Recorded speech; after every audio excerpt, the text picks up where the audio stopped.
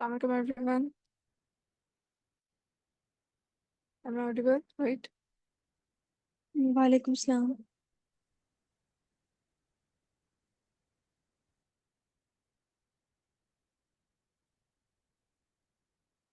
Okay. ठीक। सो एक तो ये था मैं कि कल द राइट हम लोगों ने टाइम सीरीज स्टार्ट किया, time series analysis.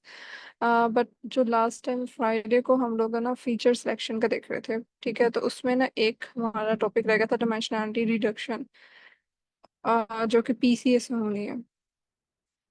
So I think फिलहाल हम ऐसा करते हैं कि टाइम सीरीज को ही कंटिन्यू रखते हैं, क्योंकि हम लोगों ने कल ये स्टार्ट कर लिया था। तो उसके बाद लेटर ऑन इस पे मे बी थर्सडे को हम ये कवर कर लेंगे पीसीए, जो कि अनसुपरवाइज्ड मशीन लर्निंग की एक है एग्जाम्पल, ठीक। और उसको हम स्पेसिफिकली देखेंगे कि फीचर जो डायमेंशनलिटी रिडक्शन है उसमें वो कैसे यूज हो रही है। यस, किसी का sir Zulfkar, you are muted yourself, so you have any question और do you want to add something? No, I am basically I am interested in dimensional क्या बोलते हैं इसको reduction यस, डायमेंशनलिटी रिडक्शन। या I am very much interested कि इसमें हम क्यों डायमेंशन को रिड्यूस करते हैं।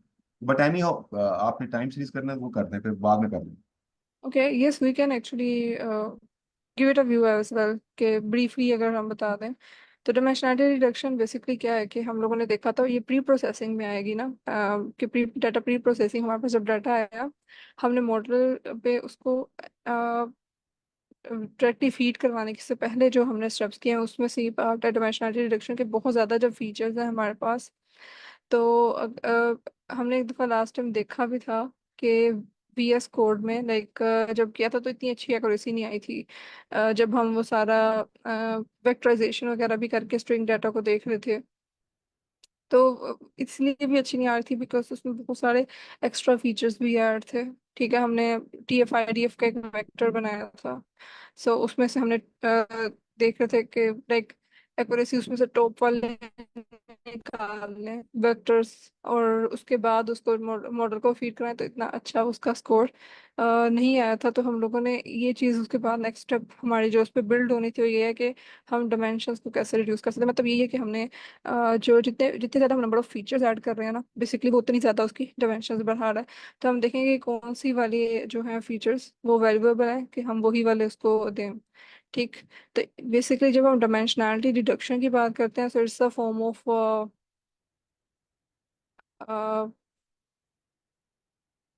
अनसुपरवाइज्ड लर्निंग, ठीक। जिसमें हम अपने डाटा को ट्रांसफॉर्म कर रहे हैं इस तरह से कि वो उसमें फीचर स्पेस के अंदर अपने नंबर ऑफ फीचर्स को वो श्रिंक कर रहा है, रिड्यूस कर रहा है। तो मैम वो तो वो क्या क्राइटेरिया यूज करता है कि किस फीचर को हमने इसमें से निकालना है। यस, उसके लिए हम मल्टीपल टेक्निक्स यूज करते हैं, ठीक है। तो ये लीनियर फैशन में भी लाइक हम उसको रिडक्शन कर रहे हो सकते हैं, नॉन लीनियर में भी कर सकते हैं। लेकिन जो ज़्यादातर यूज हो रही है जैसे PCA इस हमें पता है कि प्रिंसिपल कंपोनेंट एनालिसिस, हमें ये टर्मिनोलॉजी हो सकता है आपने पहले सुनी भी हो, ठीक है। तो ये नॉर्मली ज़्यादा यूज होती है डायमेंशनलिटी रिडक्शन। इसमें यानी एक तरह से फीचर एक्सट्रैक्शन मेथड ही है जिसमें हम डाटा को ट्रांसफॉर्म कर रहे हैं और एक नए डिफरेंट फीचर्स में।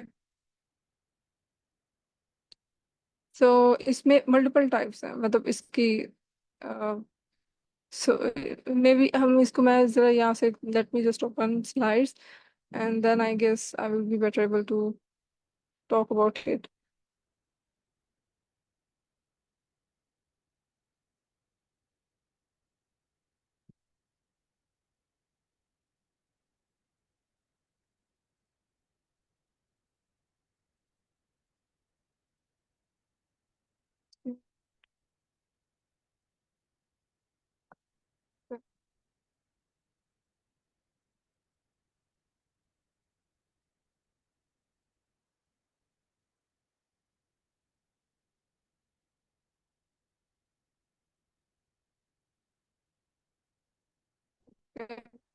ये बेसिकली थोड़ा सा डायमेंशनलिटी रिडक्शन के बारे में है, ठीक। हम इसमें PCA को यूज़ कर रहे हैं पर्टिकुलरली जब हम बात करते हैं कि हमने रिडक्शन करवानी है फीचर स्पेस में ना लीनियर लाइक लीनियर ट्रांसफॉर्मेशन करवानी है और फीचर्स को प्रोजेक्ट करने के लिए स्पेस में, और फिर उसमें से देखना है कि जो कम्प्लीटली अनकोरिलेटेड है उनको लिया जाए, ठीक है, और बाकी उनको लाइक वो जो ज़्यादा कोरिलेटेड है उनको हम रिमूव कर दें।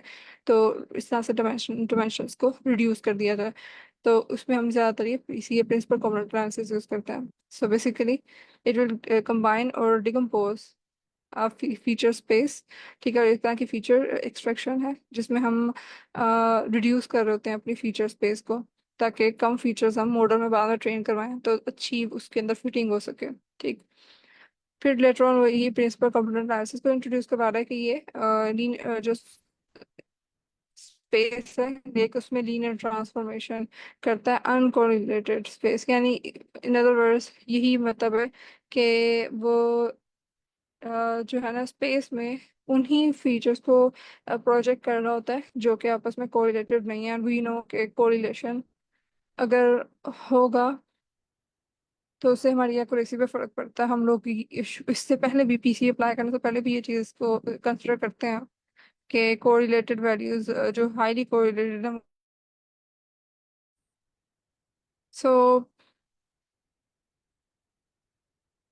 तो इसमें वो हर कंपोनेंट का लाइक पीसीए में जिस तरह से वो वर्क करता है, तो वो क्या करता है कि हर कंपोनेंट के जो सा मैक्सिमम वेरिएंस हो सकता है ना हर कंपोनेंट के लिए, उसको वो पॉसिबली वो कैप्चर कर रहा होता है। अब क्या है इसका मतलब, ठीक है, और ये कंपोनेंट का वर्ड क्या है पीसीए में, कोई एक्सप्लेन करेगा?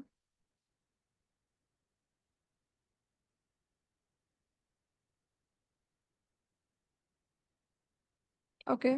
सो ओके, तो इसमें ये है कि यानी ये सारे फीचर्स को एज अ कंपोनेंट लेके ना प्रोजेक्ट करता है, ठीक, स्पेस के अंदर। ठीक है, वो जहाँ पे कंपोनेंट की बात हो रही है बेसिकली इसका आस्किंग कि वो एक अलग से उसको फीचर को ले रहा है as a component.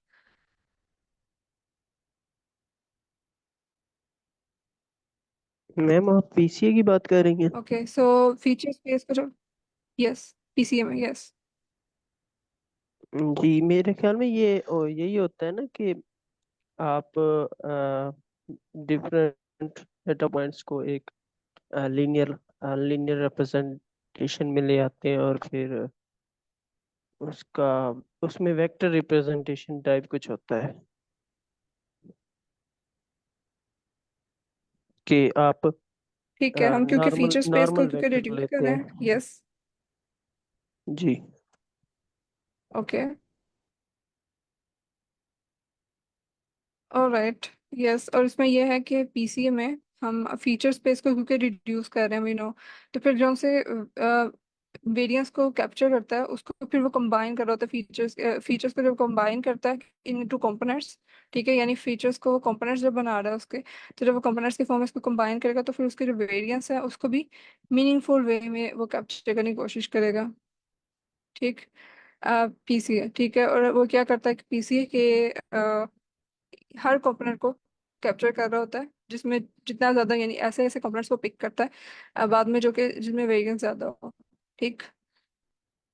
Okay, so इसमें फीचर सिलेक्शन के अंदर ये जो हमारे पास जब लार्ज नंबर ऑफ फीचर्स हैं और कोई भी स्ट्रॉन्ग कैंडिडेट हमें समझ नहीं आता है कि एलिमिनेशन के लिए, क्योंकि सारी, अगर हो सकता है कि हमने कोरिलेशन वैसे डाटा फ्रेम का निकाल के देखा और उसमें आपस में इतना ज़्यादा हाईली कोरिलेटेड भी नहीं है, तो हमें ये समझ नहीं आ रही होती कि किसको हम एलिमिनेट करें पॉसिबली, और फीचर्स भी ज़्यादा हैं, so we can not use all of them, उससे एक्यूरेसी हमारी कॉम्प्रोमाइज़ होगी। तो फिर हम ये पीसीए का मेथड यूज़ करते हैं। और जो ये डिमेंशनैलिटी रिडक्शन है, आई होप लाइक ये कॉन्सेप्ट बिल्कुल सिंपल ही है। ठीक, तो ये इजी है, तो आई होप के समझ आ गया होगा।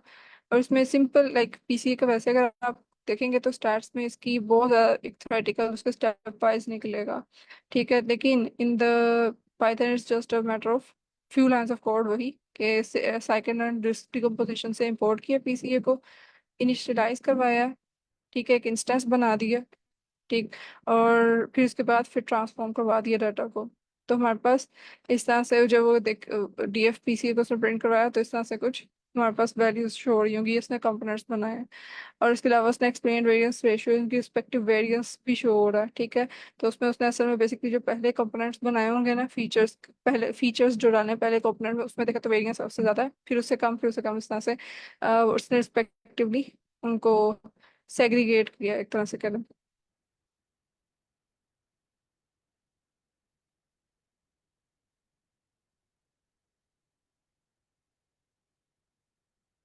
ओके। अब इसमें जो इसके थोड़ी सी लिमिटेशन है पीसीए की, वो यही है कि हम इसको ज़्यादा इंटरप्रेट करने में ज़रा, अगर हम कंपोनेंट्स को इंटरप्रेट करना चाहेंगे अगर, तो उसमें हमें डिफिकल्टी होगी, because it's kind of really complex, it's kind of a black box. ठीक है, इस तरह का डायमेंशनलिटी रिडक्शन में यूज तो ये हो रहा है, ठीक है, लेकिन ये it's kind of a black box method के दूसरे डायमेंशनलिटी रिडक्शन मेथड्स की निस्बत इसकी जो इंटरप्रिटेशन है वो डिफिकल्ट है। अ, बस हम यही इसका बस इंटरप्रेट करने के लिए यूज कर सकते हैं, क्योंकि वेरिएंस जो है उसने मैक्सिमम वाली फीचर्स जो थे वो वाले फीचर्स को उसने कंपोनेंट्स में कैप्चर किया है जिसमें वेरिएंस उसने मैक्सिमम लिया, ठीक है, मोस्ट वेरिएंस वाले। तो इससे ज्यादा लाइक हम इसमें ज्यादा कंपोनेंट्स को इंटरप्रेट नहीं कर सकते। ठीक। और पीसीए के क्योंकि इस लिमिटेशन की वजह से, बिकॉज हम इसमें मजीद इसके एक्सप्लेन नहीं कर सकते इसकी चीज़ों को, तो हम ये इसको यूज़ करते हैं बिल्कुल एंड पे। ठीक। क्योंकि अगर हम बिल्कुल स्टार्ट में यूज़ करेंगे तो फिर लेटर ऑन हमें इसमें इसके मजीद प्री प्रोसेसिंग के स्टेप्स में डिफ़िकल्टी होगी। ठीक। तो उससे बेहतर है कि हम इसको बिल्कुल एंड पे रखें, जब हमने मॉडलिंग करनी है उससे बिल्कुल पहले हम इसको यूज़ करवाएं, क्योंकि डाटा बिल्कुल ये ट्रांसफॉर्म कर देता है, रीशेप कर देता है। ठीक। सो ये जस्ट एक थोड़ा सा ओवरव्यू था फीचर सिलेक्शन के अंदर पीसीए कैसे यूज हो रहा है। तो यहाँ तक समझ आ गई है? कोई क्वेश्चन है तो पूछ लें। मैं नॉन लीनियर के लिए कौन सा मेथड यूज करेंगे? Okay, so there can be certain methods, लेकिन they are somehow beyond the scope of it, like, तो बस and I don't have any in mind. Do you have, मतलब नेम मेंशन कर दें तो वो फिर मैं देख लेता हूँ बाद में। Okay, if you you can Google it, I don't have any in mind, like, देख लेते ओके। हैं इसको डायमेंशनलिटी रिडक्शन में।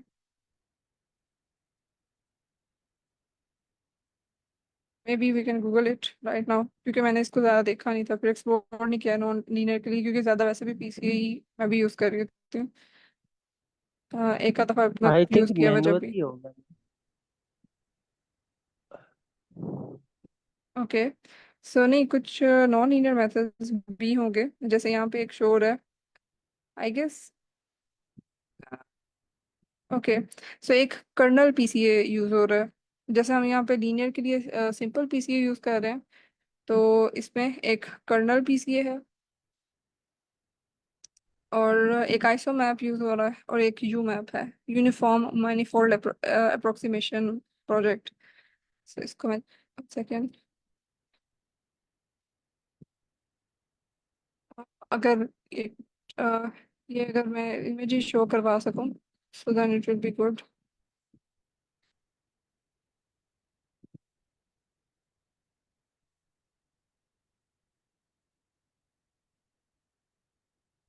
एनी हाउ, ये आप अपने एंड पे भी इसको एक्सप्लोर कर सकते हैं।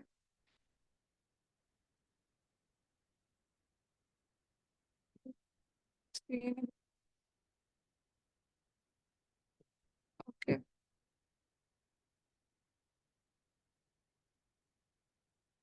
Is it visible? राइट। ये तो यही कुछ उन्होंने मेथड्स यहाँ पे, ये वाली अगर हम इमेज पे फोकस करें, सो दिस इज, हो सकता है आप लोग भी यही मेथड यूज करते हो, like it's a smart move कि अगर आपने कोई भी चीज़ देखनी है तो बजाय इसके कि आप टेक्स्ट पे जाएं डायरेक्टली इमेज पे आए, तो यहाँ पे आपको काफ़ी, अगर फौरन इन्फॉर्मेशन लेनी है तो यहाँ पे मिल सकती है। जैसे यहाँ पे अब उसने लीनियर के लिए ये कैटेगराइज किया हुआ डायमेंशनलिटी रिडक्शन में, और ये नॉन लीनियर के लिए, तो पीसीए इस तरफ है, और कर्नल पीसीए उसने यहाँ पे एक नॉन लीनियर के लिए लिखा हुआ। और इसके अलावा लीनियर में भी दूसरे जो मेथड्स हैं, आईसीए है, फैक्टर एनालिसिस है, एसवीडी है, एलडीए, एलडीए भी आपने शायद सुना, लाइक कभी। बाकी ये है कि यहाँ पे नॉन लीनियर में इसके मुकाबले में आइसोमैप, आइसोमैप और यूमैप लिखा हुआ।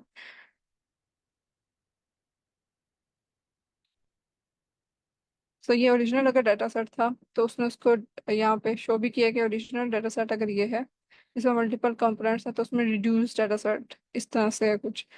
और नॉन लीनियर के केस में रिड्यूस डाटा सेट कुछ इस तरह से होगा.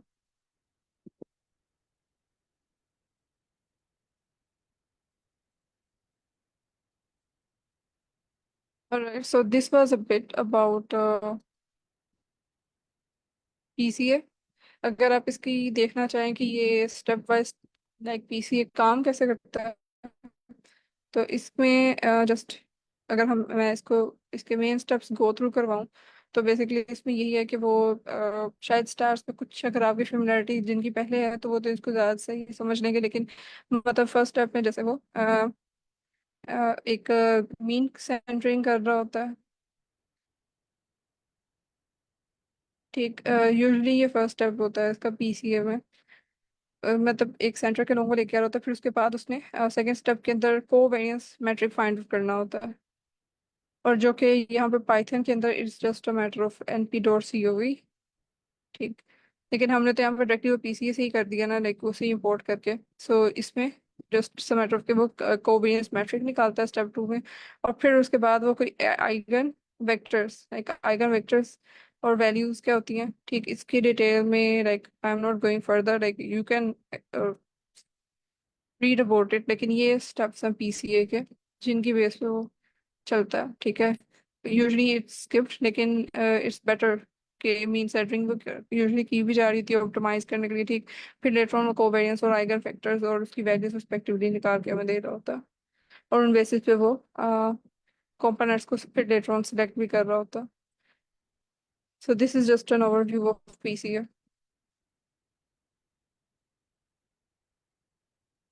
Okay, so dimensionality reduction, I hope के इतना बहुत है. ठीक है, इसकी कोडिंग पे फिलहाल मैं नहीं जा रही. अ, फिलहाल के लिए I can show you may be कि अगर इसमें मैंने PCA किया हुआ होगा तो मैं वो शो करवा देती हूँ जो ऑलरेडी हुआ हो अगर यहाँ पे.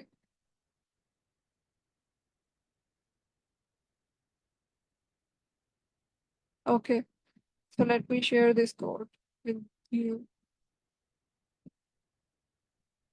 सो हमारे पास ये वाइन का ही डाटा सेट जो हम ऊपर भी यूज कर रहे थे पहले.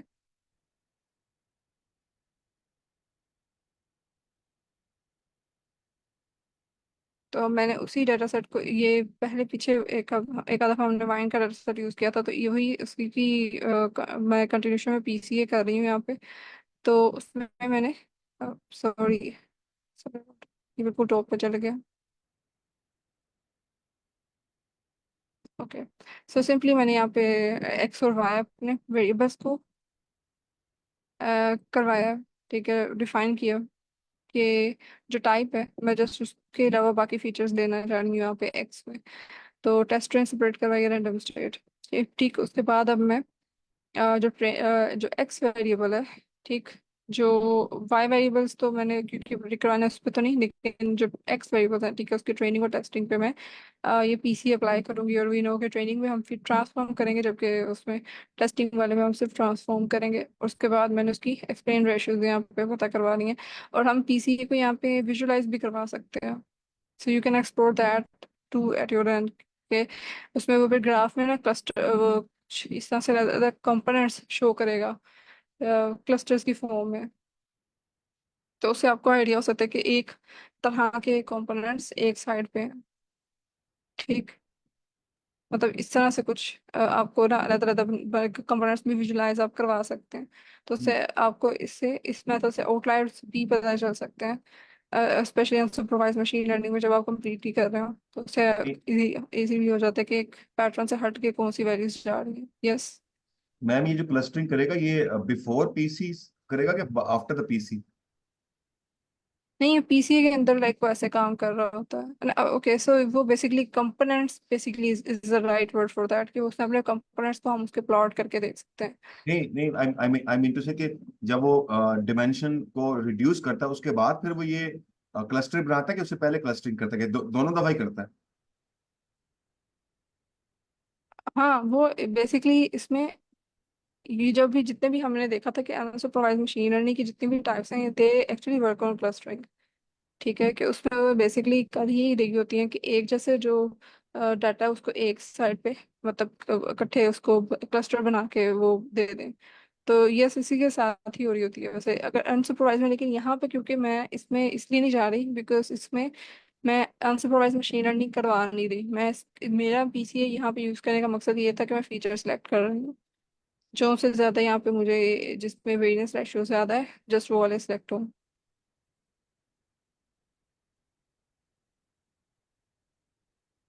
ये सो आपने इसमें क्योंकि मैं अच्छा, आपने अच्छा इंट्रोडक्शन डायमेंशनलिटी। बता दिए। यू मतलब आपने अच्छा इंट्रोडक्शन हमें बता दिए, तो we have no good idea. Okay, so इसमें यानी डिमेंशनलिटी रिडक्शन के लिए सिर्फ मैं यूज करें तो इसलिए वो मैं ज्यादा अवॉइड करती हूँ वर्ड्स के। उसमें अनसुपरवाइज मशीन लर्निंग को पर्टिकुलर अगर आप उसमें क्लस्टरिंग के लिए उसको यूज करें तो of course we can explore it maybe. इसी वीक में कोई एक आधा प्रोजेक्ट अनसुपरवाइज का करके भी देख लें if you will get time from time series analysis. तो इंशाल्लाह जरूर इसको फिर देखेंगे कि किस तरह से है। तो अब ये देखें तो पहले कुछ वैल्यूज जो हमारी प्रिडिक्शन में आ रही थी ना पीसीए से पहले, तो उसमें कुछ फिफ्टीज अगर आपको याद हो तो 50 या 40 में ही आ रही थी वैल्यूज एक्यूरेसी की। लेकिन अब पीसीए करवाने के बाद अब मैंने पीसीए की जब एक्स ट्रेन और एक्स टेस्ट को लिया ना यहाँ पे, तो वैल्यू 77 पे आई है बिकॉज अब आपने जरा यूजफुल फीचर्स को इंट्रोड्यूस करवाया है और बाकियों को रिड्यूस किया। एक ये मेन था कि रिड्यूस कर दिया, तो जब रिड्यूस किया ना तो मॉडल कैन फोकस बेटर। वरना वो फिर लाइक इतने ज्यादा वो एक फीचर्स होने की वजह से भी वो सही परफॉर्म नहीं कर पाता। ठीक है, तो ये भी एक फैक्टर था डायमेंशनलिटी रिडक्शन का ना। तो इसलिए 77% अब एक्यूरेसी काफी हद तक इम्प्रूव हुई है वाइन की, वाइन डाटा सेट में। ऑलराइट, सो ओके, सो ये एक यूएफओ का डाटा सेट था जिसमें जितने भी हम लोगों ने डाटा प्री प्रोसेसिंग के स्टेप्स पढ़े हैं ना उसको बेसिकली यहाँ पे करवाया गया। ठीक है, तो मैंने ये अभी कर ही रही थी एंड आई थिंक ये कंप्लीट भी नहीं है। इसमें सारा डीप डाटा प्री प्रोसेसिंग के स्टेप्स हैं, तो ये आप अपने पे देख सकते हैं। मैं इसको वो करवा दूंगी, यानी जितने भी हम लोगों ने भी पहले पढ़े थे कि date time conversion, type type casting, ठीक, जहाँ पे ज़रूरत है। इसके अलावा प्री प्रोसेसिंग में जितने भी मिसिंग वैल्यू ट्रीटमेंट से लेके और इवन स्ट्रिंग डाटा को कैसे आपने हैंडल करना होता है वहाँ पे, उसकी स्ट्रिंग डाटा की वेक्टराइजेशन कैसे करवाई हुई है। ठीक, तो वो सारे एक ही डाटा सेट के ऊपर अप्लाई हुए हैं यहाँ पे। सही, अभी इसमें मैंने पीसी वगैरह इसमें नहीं ऐड किया, यूएफओ का एक डाटा सेट देखिए उसमें ये सारी चीज़ें। तो एनीहाउ इसमें ये मैं जब आई थिंक ऐड हुआ हुआ ये गिटहब पे, अगर नहीं हुआ हुआ तो आई विल ऐड इट। तो ये आप अगर आप मजीद इसको देखना चाहें तो इस डाटा सेट को देख सकते हैं। इसमें सारी वो सेम प्रोसेसिंग जो हमने डिस्कस किया ना, तो it will be a kind of revision for you guys as well. तो that was all for data pre processing. Okay, so should we move towards time series analysis now? Yes sure. Okay, so इसके अलावा एक और ये चीज़ है कि this will be the last week, right? So हो सकता है कि इसके बाद एक मजीद मशीन लर्निंग का इसी टाइम पे शुरू हो, जो कि मैं तो मेन लीड नहीं करवाऊंगी। So maybe I will be as a co trainer moderator in that course. एक तो ये एक हो सकता है, या फिर एक ये भी हो सकता था, that was in my mind कि हम इसी सेशन को कंटिन्यू रखें और एक मगर उसमें थोड़ा सा पैटर्न चेंज करें के बजाय इसके कि हम इसमें लेके चल रहे हैं एक मतलब मतलब कि एक बंदा प्रेजेंट करे और बाकी उसको समझे। बल्कि हम ये कर सकते हैं कि हम आगे, क्योंकि एडवांस टॉपिक्स ही फर्दर हम प्रोसीड करेंगे अगर हम करते हैं, तो ये हो सकता था कि ग्रुप स्टडी की तरह लेके चल रहे हैं। ठीक, कि हम एक टॉपिक पढ़ कर आए और आके यहाँ पर डिस्कस करें। So it was asked for suggestion from my side. तो वैसे तो आई नो कि काफ़ी टाइम हो गया सेशन को, so we should end it this in this week. लेकिन अगर आपको लगता है कि इस तरह से भी हम प्रोसीड कर सकते हैं, सो आई थिंक ये भी एक पॉसिबिलिटी हो सकती है। नहीं तो we will end this session this week इंशाल्लाह, जिसमें जस्ट मुझे ये टाइम सीरीज एनालिसिस करवाना है और अनसुपरवाइज का एक आधा कोई प्रोजेक्ट हम देखेंगे।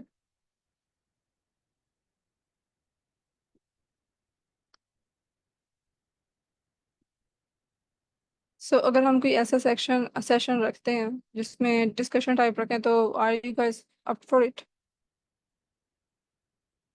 या आपको लगता है कि नहीं, वो मतलब कि जो जैसे चल रहा है वैसे होना चाहिए?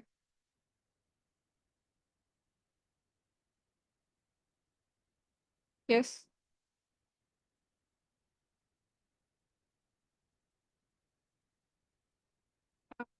Are you saying sir Zulfikar? आप कि मैं अनम्यूट है। मैं एक्चुअली मैं वेट कर रहा था कि कोई बोले तो उसके बाद में बोलूँगा।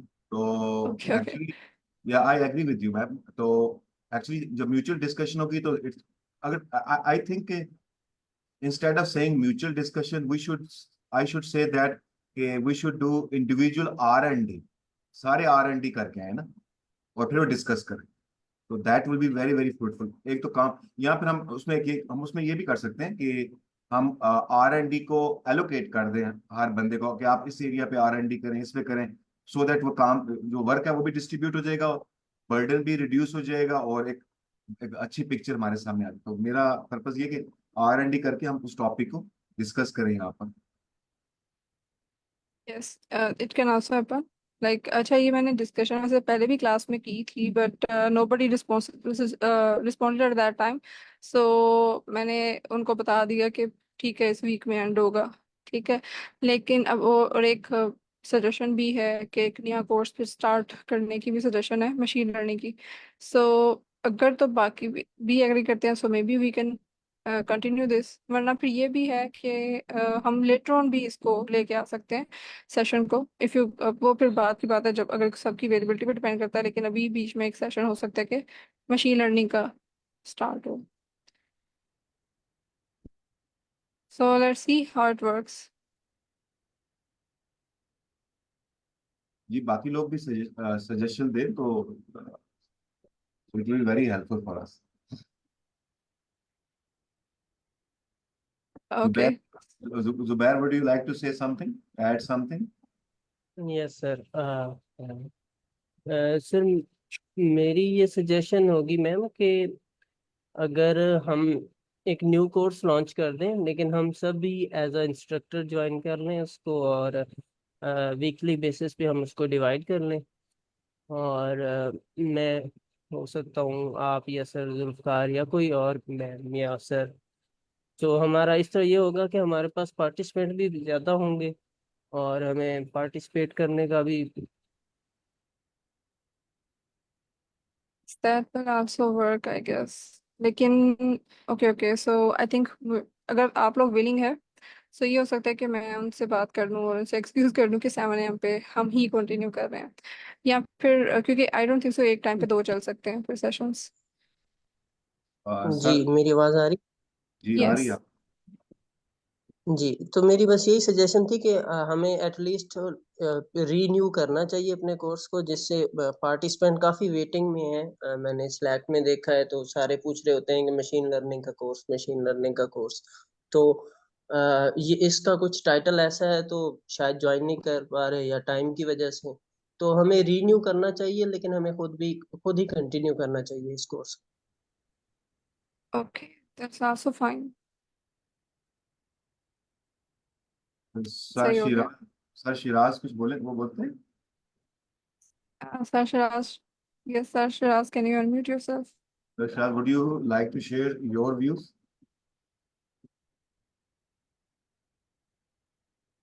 आई थिंक वो म्यूट से अनम्यूट कम ही होते हैं। He might be typing. Okay. तो चलें, देखते हैं फिर इसको डिस्कस करेंगे फिर और क्लास के बाद भी। आई विल सी कि how this will be possible. Okay, so time series temporal data, और ये टाइम सीरीज डाटा क्या होता है? फर्स्ट ऑफ ऑल ये देख लेते हैं। ठीक। टेम्पोरल डाटा क्या होता है? इसके बारे में डिस्कस किया था आप लोगों ने कल?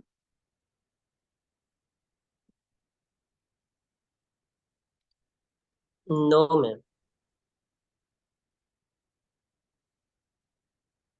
ओके। सो ओके, सो इसमें और इसके अलावा, ठीक, कंपोनेंट्स ऑफ टाइम सीरीज कौन से हैं? टाइम सीरीज डाटा के कौन कौन से कंपोनेंट्स हैं?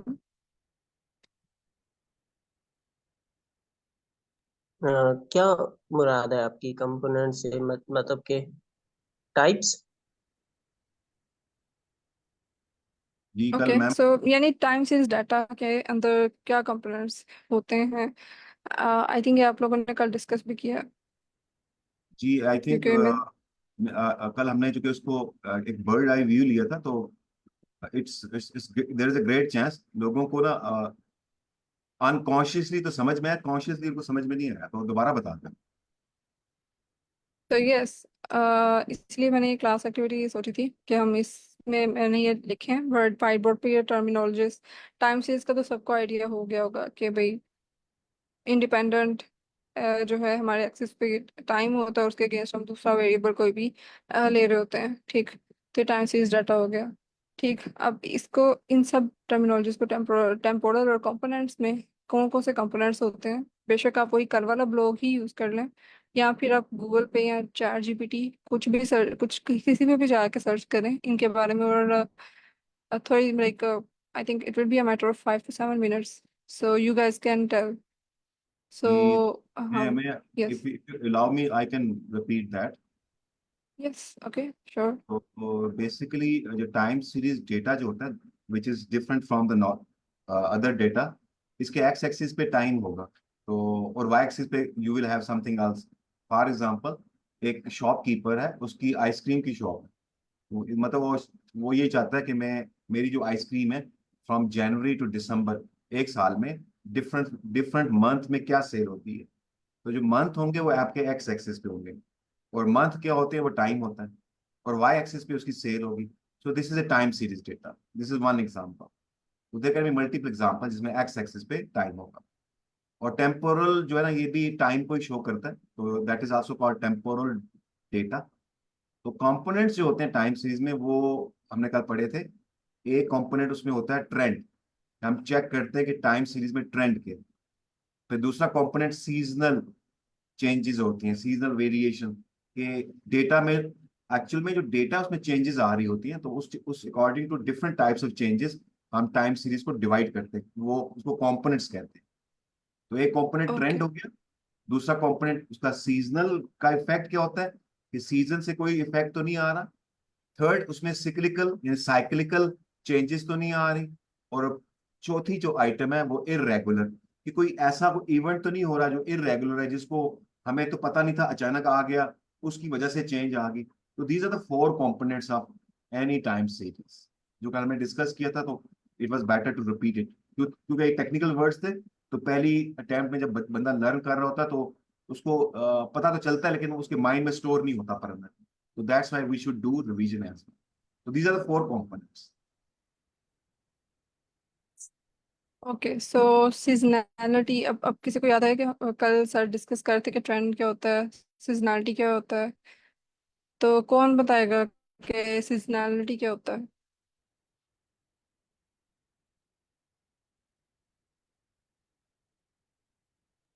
यहाँ तो एक जुबैर ही रह गए हैं, महानूर तो बोलती नहीं है, और पीछे मैं रह गया। ओके, तो इससे मुझे तो नहीं याद ऑनेस्टली। मैं रिपीट, आप सुन लें, आप दोबारा सुन लें। कल एक्चुअल में कल एड में सर जफर भी है, तो उन्होंने भी यही कहा था कि सर जफर ने कहा था, मुझे तो समझ में आया काफी सारा, लेकिन बाकी लोगों को नहीं आया होगा। तो द रीजन इज, इसमें काफी टेक्निकल जर्गन्स थे, और शुरू में जिनको कुछ आइडिया होता है तो वो एंजॉय कर रहे होते हैं, बट इवन देन हमें इसको रिपीट, तो रिवीजन इज रिक्वायर्ड। तो इसमें जो सीजनल्स होते हैं ना, सीजनल इफेक्ट्स ही होते हैं, जैसे कि आपका ईद का, हमारा जो ईद में, हम ईद सेलिब्रेट करते हैं, तो जब ईद आती है तो उसमें हमारी एक किसी भी शॉप की सेल्स इंक्रीज हो जाती है। तो दैट, वो जो इंक्रीज उसमें चेंज आया डेटा के अंदर, that is because off season की वजह से, ठीक है। अच्छा, एक और है जिसमें होता है कि हम ये करते हैं कि आप क्रॉप्स ले लें। तो क्रॉप्स, एक सीजन में क्रॉप्स, एक क्रॉप होगी, अगले सीजन में वो क्रॉप नहीं होगी, तो वो उसके अंदर सीजनल इफेक्ट्स भी कह सकते हैं, ठीक है। तो these are kind of seasonal effects, ठीक है। तो do you think it is I have given the mention the right example? So yes, yes somehow. लेकिन हाँ, ये एक, अगर इसको बिल्कुल जेनेरिक अगर इसकी डेफिनेशन बताई जाए, जैसे हम सर ने बताया ना कि सीजन्स आते हैं, जैसे कि हाँ, जैसे किसी सीजन ऑफ लाइक के कोई चीज एकदम से ज्यादा बूस्ट कर गई है कहीं किसी एक, मतलब, और हर रेगुलर इंटरवल के बाद हो रहा है। तो सीजनैलिटी बेसिकली ये है कि एक पैटर्न है जो कि रिपीट हो रहा है हर रेगुलर इंटरवल से, और जो रेगुलर इंटरवल है वो भी फिक्स है। मतलब हो सकता है कि हर 6 महीने बाद ये काम हो रहा है, ठीक है, यानी हर 6 महीने बाद नंबर ऑफ विजिटर्स एकदम से ज्यादा हो रहे हैं, ठीक। तो वो जो सा पैटर्न है कि इंक्रीज का पैटर्न ट्रेंड, और वो जो रेगुलर इंटरवल है कि हर 6 मंथ्स के बाद ये चीज हो रही है, तो वो हमारा क्या हो गया, वो सीजन हो गया। ठीक है, ठीक है, वो एक सीजन, लाइक वो एक सीजनैलिटी उसके अंदर आ गई कि सेट ऑफ पैटर्न, एक ट्रेंड, वो रेगुलर इंटरवल्स के साथ लाइक अचीव हो, लाइक आ रहा है, ठीक। इसकी एक एग्जांपल ये भी हो सकती है कि जैसे बकरा ईद है, ठीक है, उसके बाद बकरा ईद के बाद जो है लेदर इंडस्ट्री, उसमें एक स्पाइक आता है, ठीक है।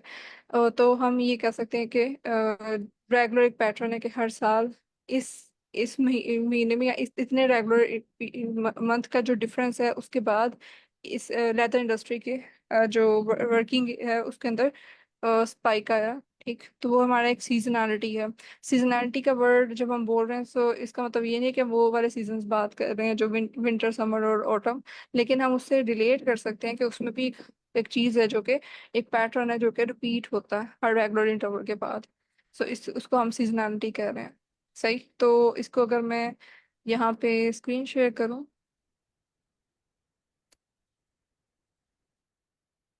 तो इसी ब्लॉग में एक डिफरेंट, हाँ, यस, जी जी बिल्कुल, जैसे सर ने भी एग्जांपल आइसक्रीम की दी थी और मैम महानूर ने भी ये बताया कि आइसक्रीम की जो सेल है वो हर साल गर्मी में उन पर्टिकुलर मंथ्स में बढ़ रही है। तो यानी वो एक तरह से कहने को एक सीजन आ गया उसका मार्केट में, लाइक ग्रो करने का या प्रॉफिट कमाने का, या जो भी लाइक चीज़ है, हम ये वर्ड सीजन उसके लिए भी जैसे बोलते हैं ना, तो वही चीज़ है ये कि आइसक्रीम का ये सीजन है या जो भी, तो वो यानी हम यही कह रहे होते हैं, इन अदर वर्ड्स हम यही कह रहे होते हैं कि एक पैटर्न है जो कि उस रेगुलर इंटरवल के बाद आ रहा है, ठीक। Pattern is repeating at a regular interval is known as seasonality. अब इसमें जो चेंज है वो प्रिडिक्टेबल है, क्योंकि हमें पता है कि पैटर्न भी वही रह रहा है, और वो हर स्पेसिफिक उस टाइम इंटरवल के बाद आ रहा है। तो ये चीज़ें क्योंकि एक टाइम से रिपीट हो रही हैं, तो it is easier to predict them. अब जैसे यहाँ पे उसने जो एक ग्राफ अगर आप देखें तो उसने क्या बताया हुआ है,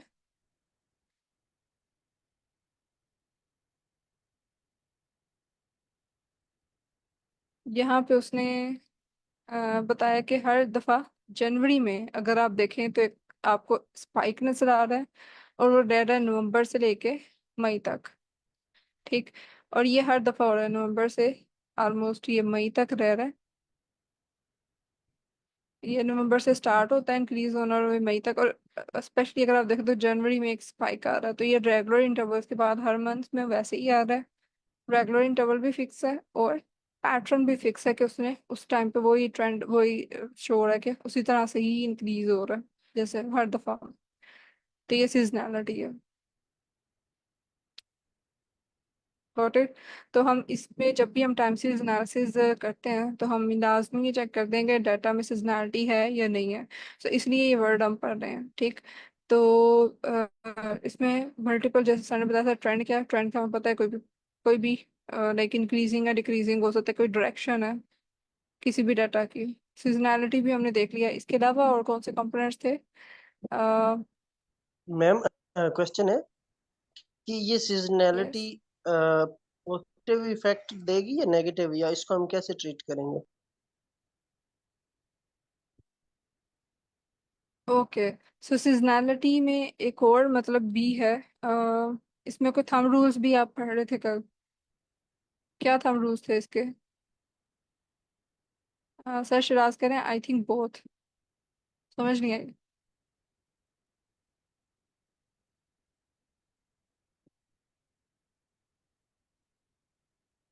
यस, ओके। सो स्टेशनरी, अच्छा, एक तो ये स्टेशनरी का वर्ड था सीजनैलिटी में। यस, ये एक कहने के काइंड ऑफ अ कंपोनेंट है कि एक फीचर है जो टाइम सीरीज डाटा में प्रेजेंट होता है, so it will be there. तो इट्स नॉट लाइक कि ये इसका होना या ना होना अच्छा है या बुरा है। It's like a component, it can be there और it may not be there. ठीक है। सो ओके, सो इसमें ये चीज़ है। ओके, और इसके अलावा एक और जो कंपोनेंट था वो सिक्लिकल। ठीक है, हम सर ने कल भी इसको एक्सप्लेन किया था। तो कौन बताएगा? सर जुल्फकार के अलावा, like I really want participation from other persons.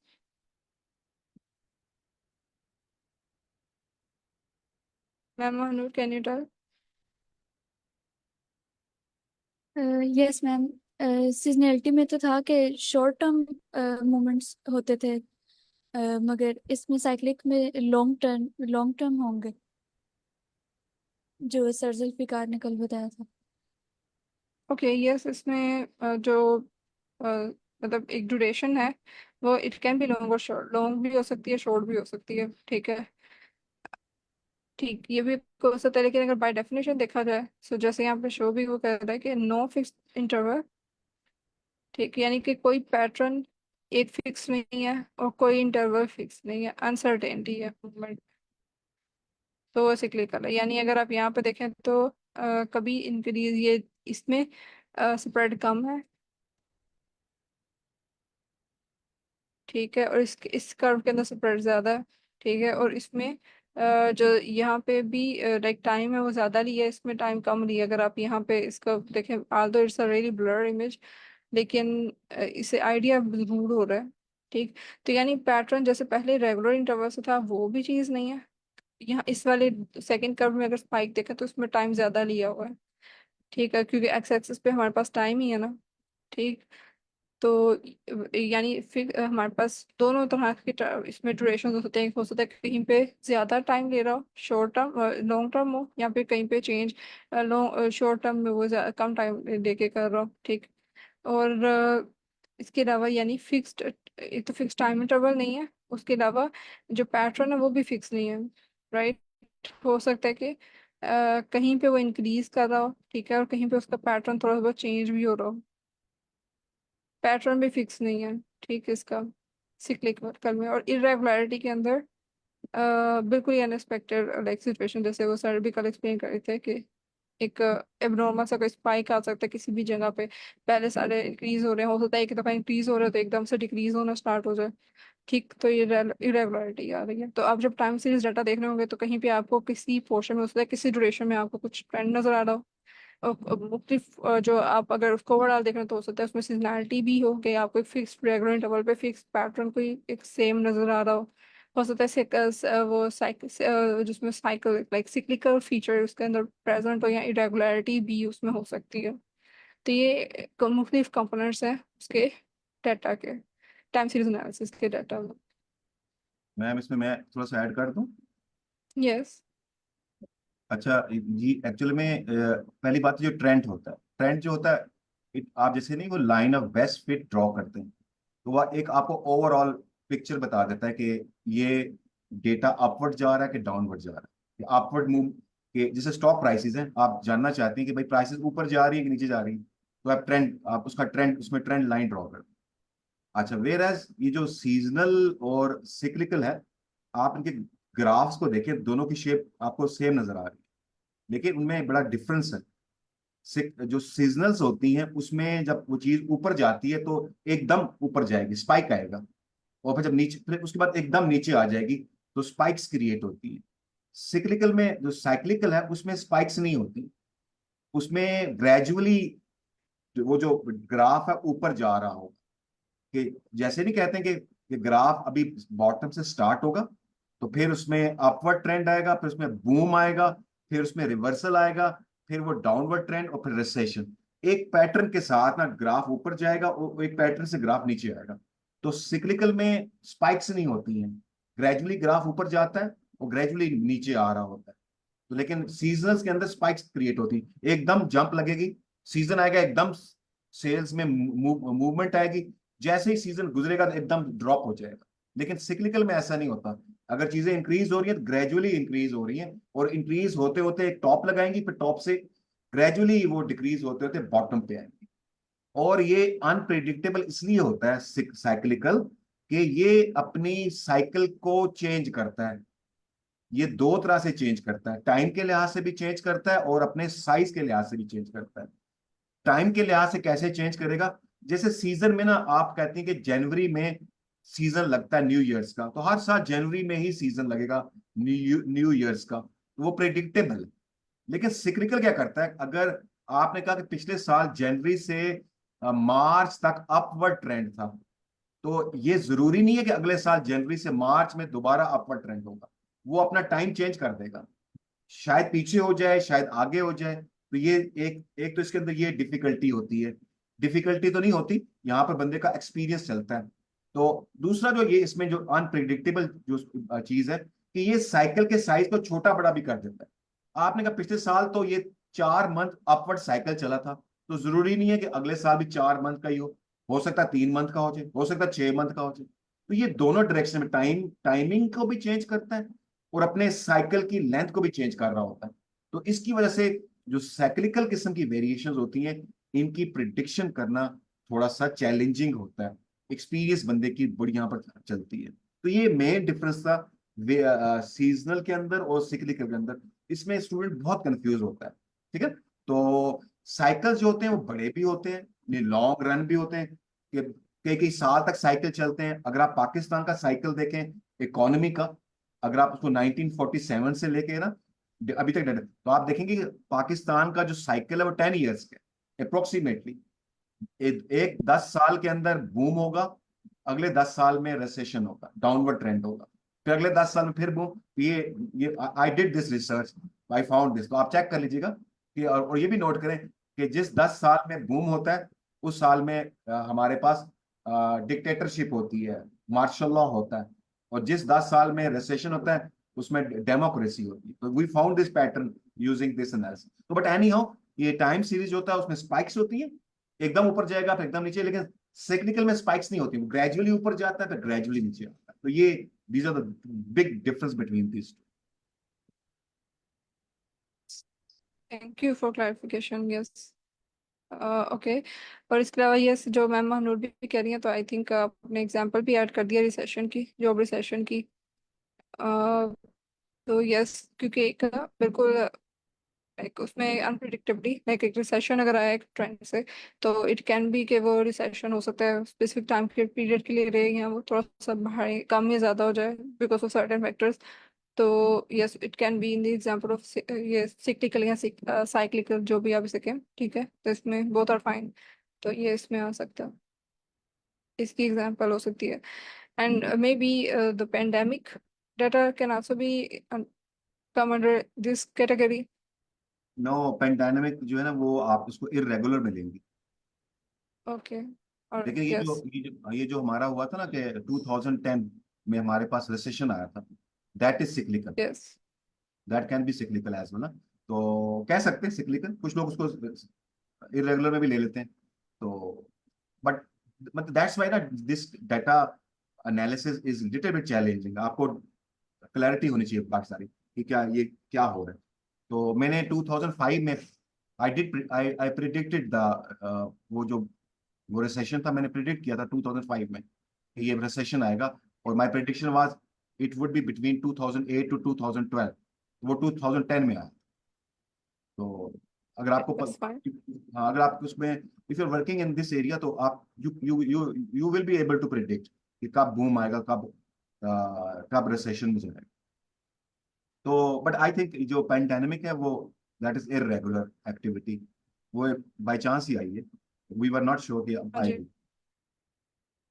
Because we never know कि इस तरह की कोई एक्टिविटी पहले डाटा में थी जिससे हमें आइडिया हो कि ये it can be like it was yes uncertain, बिल्कुल एकदम से आए, और कितने टाइम तक रहेगी वो भी पहले डाटा से हमें कोई इसमें आइडिया नहीं हो सकता कि ये ड्यूरेशन पहले थी तो अब आगे लाइक। हाँ, वो सिक्लिकल में भी बेशक अनसर्टेनिटी होती है, लेकिन एक थोड़ा सा शायद वो पहले पैटर्न, एक पैटर्न तो नहीं होता, लेकिन एक ड्यूरेशन हमें कुछ ना कुछ पता होती है, लेकिन इसमें वो भी चीज़ नहीं होगी। So yes, I also believe कि इरेगुलरिटी में ही आएगा। That's fine. ओके, सो इसके अलावा यहाँ पे एक और चीज़ ये है कि जैसे यहाँ पे एक शो करवा रहा था, उसने ये दो चीज़ें शो करवाई हैं। अगर आप ये ग्राफ्स देखें, तो काउंट ऑफ कार्स है, और ये एक एक में काउंट ऑफ कार्स इसने प्लाट किए हुए हैं, और एक में उसने कार्बन डाइऑक्साइड का लेवल प्लॉट किया हुआ है। सही, इस साइड पे इसने एक्स एक्सिस पे टाइम रखा हुआ है इन आवर्स, और यहाँ पे काउंट बता रहा है, यहाँ पे डेट है, और उसकी कार्बन डाइऑक्साइड का कोई लेवल है, ठीक है, वो यहाँ पे प्रिडिक्ट हो रहा है। तो इन दोनों में से कौन सा डाटा टाइम सीरीज का है?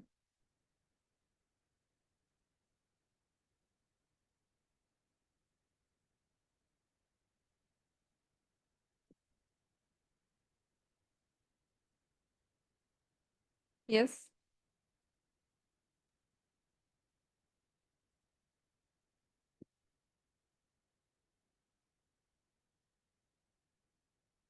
ओके, सो इसमें बेसिकली वो ये बता रहा है कि इसमें uh, एक जो है ना, जो अगर हम टाइम में ये काउंट प्लॉट ले रहे हैं तो ये बेसिकली टाइम सीरीज डाटा नहीं है, ठीक, क्योंकि वो इंडिपेंडेंट जो है ना, टाइम से इंडिपेंडेंट है, टाइम बेशक बढ़ रहा है, इंक्रीज होने जो भी, वो बिल्कुल एक स्टीप उसकी लाइन है, यानी बिल्कुल ही वो ये कांस्टेंट है वैल्यू ये 6 पे, ठीक। तो टाइम से इंडिपेंडेंट है, तो इसलिए टाइम सीरीज डाटा नहीं है। तो जो वेरिएबल है वो डिपेंडेंट होना चाहिए उस टाइम पे, ठीक है।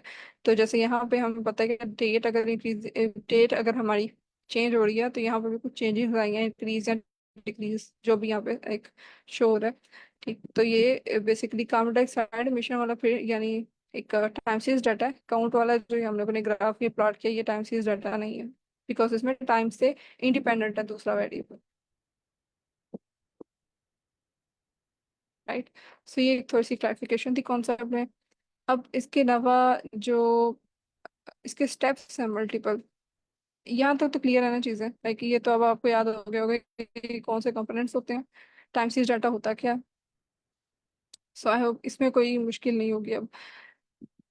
ओके, सो इसके अलावा जो, यस, हम ये देख रहे थे कि इसमें सर ने जैसे कल बताया था कि फोरकास्टिंग है, सेगमेंटेशन है, क्लासिफिकेशन है, इंटरवेंशन है, ये सारा कुछ भी हम टाइम सीरीज में कर रहे होते हैं, ठीक है, टाइम सीरीज डाटा के ऊपर। सही। और लिमिटेशंस क्या है कि हम इसमें ये अज्यूम करते हैं कि लीनियर रिलेशन है, ठीक है, majority of their models work on this, और यूनिवेरिएट पे ज़्यादा अच्छा काम कर रहे होते हैं, ठीक। और मिसिंग वैल्यू ऑफ कोर्स हमें इसको ट्रीट करवाना पड़ेगा, चाहे जो जो भी है, तो इसमें इसमें भी है। अच्छा, स्टेशनरी क्या होता है?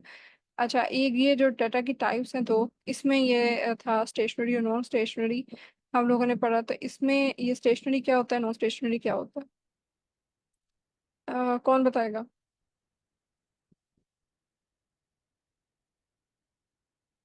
Okay, so since time is less, तो इसको क्विकली रिवाइज में जैसे सर ने भी कल बताया होगा कि स्टेशनरी डाटा में ये रूल ऑफ थंब है कि